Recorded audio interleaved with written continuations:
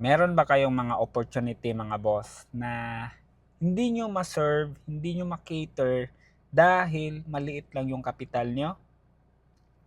So this video nga pala mga boss ay para sa mga negosyante or mga computer store owner, no?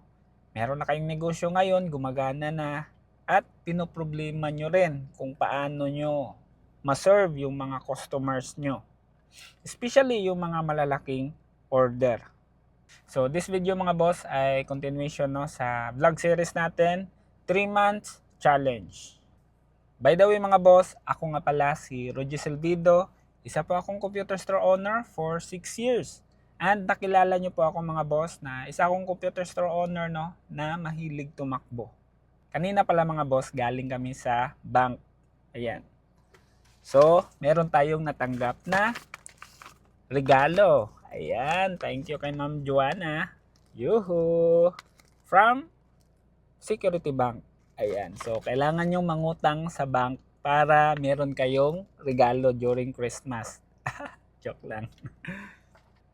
Pero hindi yan yung story natin mga boss. So, ito yung story talaga. Way back 2023 mga boss, meron kaming isang customer na palaging kumukuha sa amin ng laptop, maraming laptop. Okay? Palaging kumukuha sa amin ng computers. Ayan. And nung una mga boss ay kami, cash basis kami. Kumbaga, salitan kami. Every time na meron siyang order ay magbabayad siya. Merong isang araw mga boss, hindi ko makalimutan to. Araw ng Sabado. Bumiyahe siya mga boss kasi out of town client pala to mga boss. And pagka-open ko sa shop namin mga boss, bumulantang yung sabi na, "Ay sir, kumusta, kumusta?" Ganon. Kasi matagal na kami magkaibigan mga boss. So, nashock ako kasi nasa likod ko pala, galing pa siya sa malayong lugar. So, ngayon mga boss, meron daw siyang magandang balita sa akin. So, ayun, inopen ko yung shop namin, inopen ko yung roll up door namin. Ano pa mga boss, sobrang pawis ko pa noon dahil nakamotor ako dati and then medyo mainit. Ayun, and then inopen ko yung aircon, on ko lahat ng electricity, lahat. And then excited siya na meron daw siyang opportunity.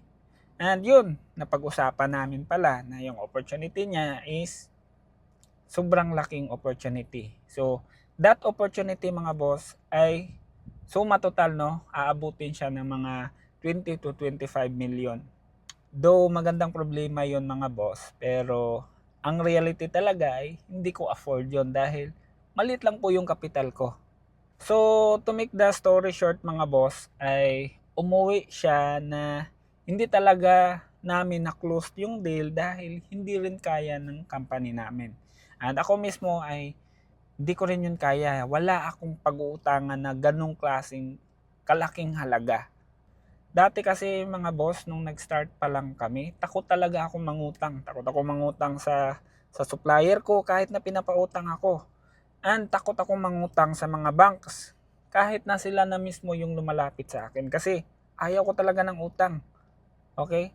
And doon ko napagtanto, no, na sa buhay pag ninegosyo pala mga boss ay kailangan pala talaga natin na mangutang, no, para mapalaki natin yung negosyo natin.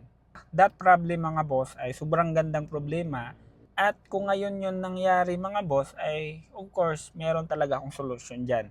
So yung nakitaan ko na magandang solusyon doon mga boss ay dalawa. Una ay dapat meron akong isang supplier na susuporta sa akin. Dapat naka-terms ako sa kanya. Tapos doon ko kukunin lahat ng project na yon. So, yun yung isang solusyon. And pangalawa mga boss, if meron ka magandang credibility talaga, especially sa bank, then pwede ka mangutang sa bank para ma-serve mo yung customer mo. So, yun yung dalawa. So, pinaka-importante talaga mga boss na bago mo yun gawin ay sure ka sa transaction na yun na hindi ka madidihado at hindi magkakaproblema yung negosyo mo in the future. So, sinishare ko pala ito sa inyo ngayon mga boss dahil isa sa pinaniniwalaan ko mga boss na in order for us to grow our business, especially yung profitability ng business natin, ay kailangan na maganda yung credibility natin. Kasi kapag meron kang magandang kredibilidad mga boss, pwede kang pautangin ng supplier mo, pwede kang pautangin ng mga financial institutions like banks and other angel investors. Pwede silang mag-invest sa'yo if maganda yung credibility mo. Kaya ganun siya ka-importante na dapat ay i-secure natin yung personal identity natin, identity ng company, and ikaw mismo na may-ari. Dahil, for me mga boss if hindi okay yung credibility mo as a person, then hindi mo makukuha yung mga malalaking bagay or malalaking opportunity in the future. Alam ko mga boss na yung opportunity ay nasa paligid lang yan. Yung iba ay nakatingin lang sa atin. Sure ako mga boss na in the future meron at merong tatawag sa'yo. So yun dapat ang paghahandaan natin. Ayos? So ayun lang mga boss, no? Sana meron ka nakuha into this video, no? And invite pala kita mga boss. Meron tayong isang grupo exclusively, no, para sa mga computer store owner. Pwede tayong mag-usap doon about life, about business. Pwede kayong mag-share ng tips or wisdom nyo, lessons sa buhay pagninegosyo nyo para marami po ang matututo. And always remember mga boss to always work smarter, not just harder. Takits mga boss! Bye-bye!